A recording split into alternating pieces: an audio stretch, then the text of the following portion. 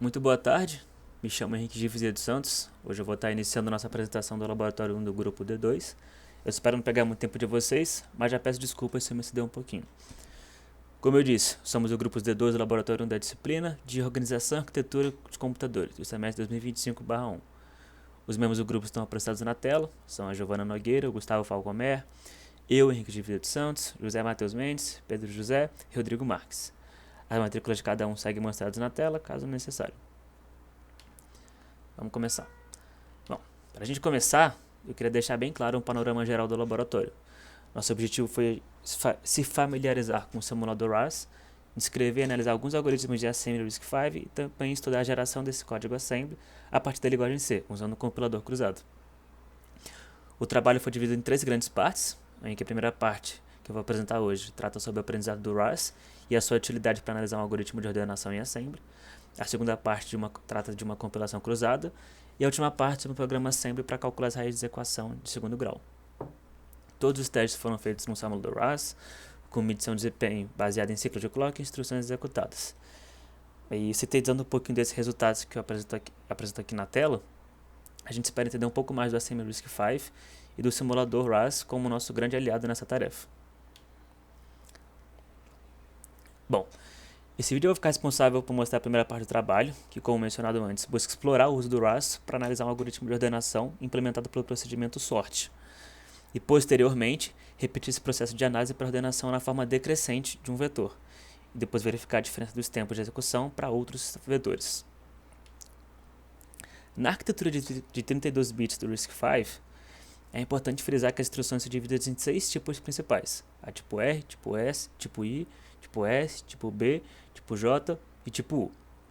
Para o nosso procedimento SORT, a gente vai utilizar só as 5 primeiras, que são essas apresentadas no quadro, tipo R, I, S, B e J, onde cada uma dessas instruções que a gente apresenta no procedimento estão classificadas pelo seu tipo. A gente chegou a uma contagem de 7 instruções do tipo R, 18 do tipo I, 7 do tipo S, 3 do tipo B e do tipo J também, chegando a um total de 38 instruções. Como a gente obteve um total de 38 instruções e cada instrução no RISC-V possui um tamanho de 4 bytes, o nosso procedimento SORT exclusivamente possui um tamanho de 152 bytes de código executável. Além disso, o procedimento faz uso de um vetor de 30 elementos, que cada elemento é tratado como uma word, e cada word no RISC-V é tratado como um espaço de 4 bytes. Sendo assim, a memória utilizada total foi de 120 bytes. Funcionamento do algoritmo de ordenação.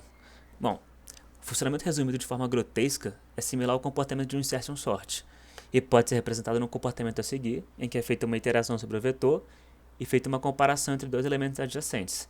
Se o próximo elemento, nesse caso representado por T4, for maior que o elemento atual, nada é feito, já que obedecem à lógica da ordenação.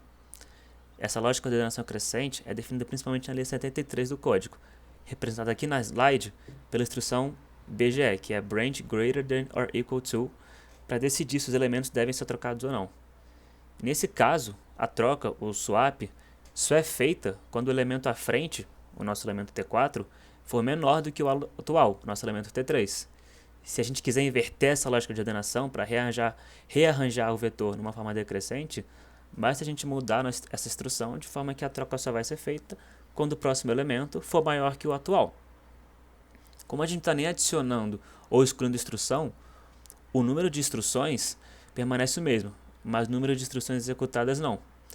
Com o auxílio do banco de registradores disponibilizado no RAS, a gente conseguiu medir o número de instruções executadas e também o tempo de execução para o procedimento SORT nessas 2 formas de ordenação, na forma crescente e na forma decrescente.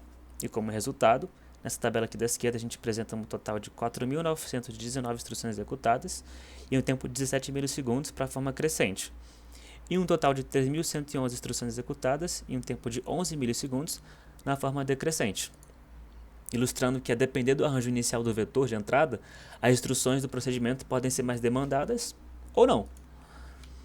E essa comparação fica ainda mais clara quando a gente testa o melhor e o pior caso da ordenação com diferentes tamanhos dos vetores. O tamanho para um vetor de n igual a 10, 20, 30 e assim por diante, até um tamanho de 100 elementos.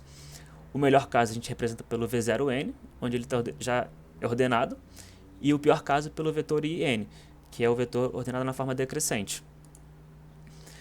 Anteriormente eu falei para vocês que o procedimento sort se assemelha ao algoritmo insertion sort, e esse algoritmo possui uma complexidade quadrática para o pior caso e complexidade linear para o melhor caso, representada aqui na nossa tabela esquerda. Se vocês verem o gráfico aqui na direita, pode ver esse comportamento sendo seguido quando testamos diferentes tamanhos de vetores para o algoritmo.